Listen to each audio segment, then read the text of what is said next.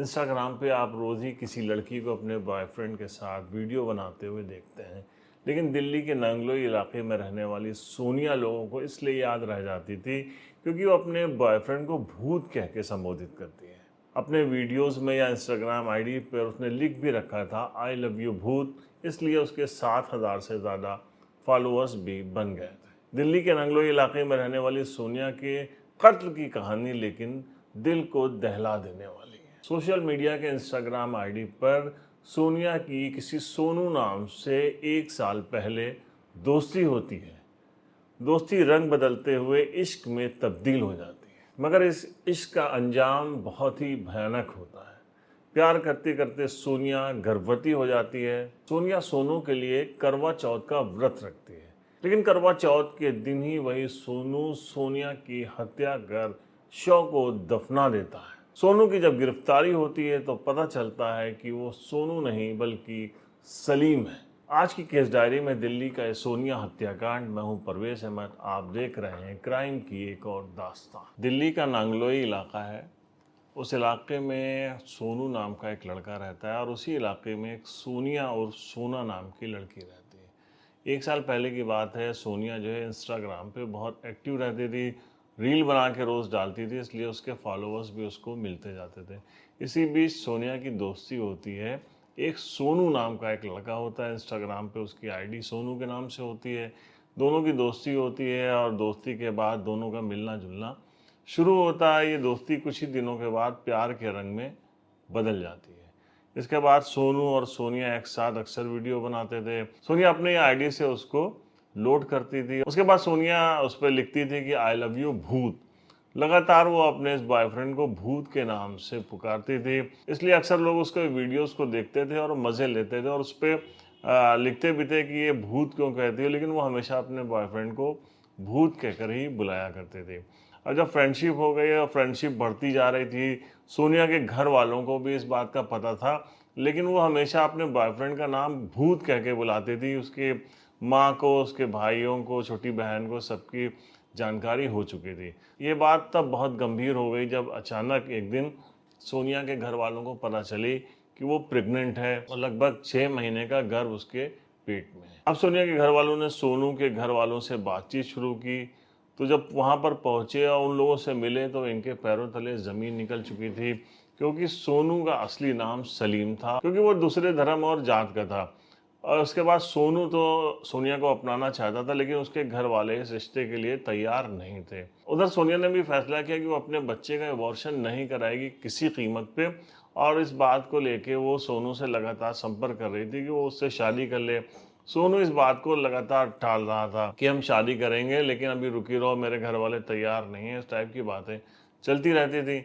अचानक जब ज़्यादा दबाव बढ़ा तो एक दिन सोनू ने उससे कहा तुम करवा चौथ का व्रत रखो और उसके बाद तैयार होके घर से आओ, फिर हम लोग कहीं मिलते हैं, उसके बाद हम लोग अपनी शादी का फाइनल कर लेते हैं।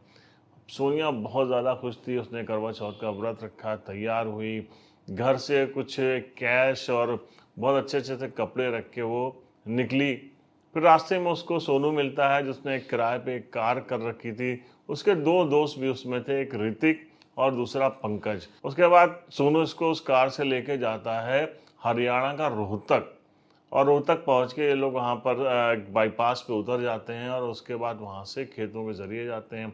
इससे पूछती भी है सोनिया कि तुम मुझे यहाँ क्यों लेके जा रहे हो, और उसके बाद वो जवाब देता है कि क्योंकि ये मेरा पैतृक आवास है, इसलिए हम लोग यहाँ पर चल रहे हैं। और रास्ते में जब ये लोग जा रहे होते हैं तो अचानक सोनू उसका गला दबा देता है। गला दबाने के बाद उसके शव को दफना देता है अपने दोस्तों की मदद से। उसके बाद फिर दिल्ली लौट आता है। जब सोनिया के घर वाले काफ़ी इंतज़ार करते हैं, जब उसका मोबाइल भी स्विच ऑफ आ रहा होता है तो फिर वो लोग सोनू के फ़ोन के नंबर के ऊपर मिलाते हैं और सोनू का फिर कुछ देर के बाद फ़ोन स्विच ऑफ हो जाता है। सोनिया के परिजन नांगलोई थाना पहुंचते हैं, वहां बताते हैं कि मेरी बेटी इस तरीके से घर से निकली है। तो वो लोग भी बहुत कैजुअली इसको लेते हैं कि तुम उसका बॉयफ्रेंड था, शादी प्रेग्नेंट थी लड़की, तुम्हारी शादी के लिए हो सकता है दोनों मियाँ बीवी कहीं घूम रहे हो, मज़े कर रहे हो। पुलिस भी उसको बहुत हल्के में लेती है। लेकिन जब ये लोग और वरिष्ठ अधिकारियों से मिलते हैं और कहते हैं उसका फ़ोन स्विच ऑफ आ रहा है, लड़के का भी स्विच ऑफ है, किसी अनहोनी की भी हमको आशंका है, क्योंकि हमारे जो दामाद है उसने जब फ़ोन किया था उस नंबर के ऊपर, तो सोनिया का तो फ़ोन ऑफ था, लेकिन जब सोनू को फ़ोन किया गया तो उसने कहा कि और गहरा गड्ढा खोदो, इससे हमको कुछ शंका हो रही है। पुलिस सोनू के घर जाती है तो वहाँ से भी पता चलता है कि वो कहीं निकला हुआ है, कुछ पता नहीं है, 2-3 दिन से गायब है। अब पुलिस ढूंढना शुरू करती है। इसी बीच संयोग से जो वो सोनू था, वो बगैर नंबर की एक मोटरसाइकिल से जो है कहीं घूम रहा था। तो पश्चिम बिहार थाना पुलिस जो है वो कैजुअली चेकिंग लगाए होती है, और उसी चेकिंग के दौरान जब एक बिना मोटरसाइकिल का जो है लड़का दिखता है कि बिना नंबर के उस मोटरसाइकिल से जा रहा है, तो पुलिस उसको दबोच लेती है, पूछताछ करती है। इसी बीच ये एक मैसेज भी जो है सभी थानों में किया गया था कि एक इस नाम का लड़का है, वो फरार है और उसको ढूंढा जा रहा है। तो जब पश्चिम बिहार की पुलिस नांगलोई थाने पर फ़ोन करके उसका हुलिया बताती है, तो वो लोग कहते हैं कि हाँ, इसी हुलिया के लड़के की हमको तलाश है। पुलिस वहाँ से लेके आती है, और उसके बाद जब सोनिया के घर वालों से पहचान कराती है, तो उसकी छोटी बहन कहती है कि हाँ, यही वो लड़का है जो मेरी बहन से लगातार मिलता था, उसका बॉयफ्रेंड था, वीडियोज़ इन दोनों के साथ हैं। फिर पुलिस हिरासत में लेती है सोनू को, और उसके बाद पूछताछ शुरू होती है कि तुमसे अगर उसका प्यार था, वो प्रेग्नेंट थी, तो तुमने उसकी हत्या क्यों की। तब वो बताता है कि मेरी जो गर्लफ्रेंड थी वो जब प्रेग्नेंट हो गई थी, फिर मैंने अपने घर वालों से बात की, मेरे घर वाले किसी भी उस पर तैयार नहीं थे, तो मैंने उससे कहा कि तुम जो है ये एबॉर्शन करवा लो, लेकिन वो मानने को तैयार नहीं थी, और मुझसे लगातार कह रही थी कि तुम मुझसे शादी कर लो, नहीं तो फिर ये बात हम सब जगह शिकायत कर देंगे, कंप्लेंट कर देंगे, पुलिस में भी कह देंगे, और तुमको एक्सपोज कर देंगे। तो फिर मैंने प्लानिंग कर ली थी कि हम इसको रास्ते से ही हटा देंगे, इसलिए मैंने अपने दोनों दोस्त पंकज और ऋतिक से बात की, और वो लोग हमारे साथ तैयार हो गए।